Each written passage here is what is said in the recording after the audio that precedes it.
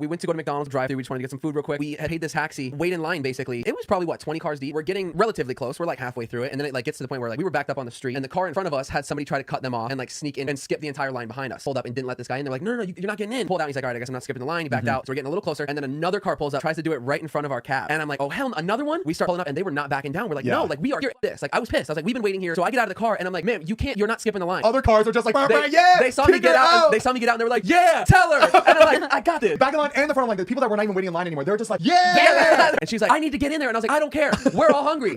She's like, well, I work here. And I was like, yeah, right. I was like, show me your badge. She was like, I don't have a name tag. And I was like, likely story. And she was like, I work here. I'm the manager. I was like, oh, here we go. I was like, ma'am, you need to leave. People behind me were like, show the visor. And I was like, she doesn't have one. All of a sudden, her car comes whipping around the parking lot, reaches in another back entrance, pulls into this front spot. And we're like, look at there she goes. She's gonna try. She gets out, and all of a sudden, they looked at me and they just pointed. And I'm like, what? I turned around. She's walking in the back fucking entrance. Opens a giant door and storms inside. She was the fucking manager.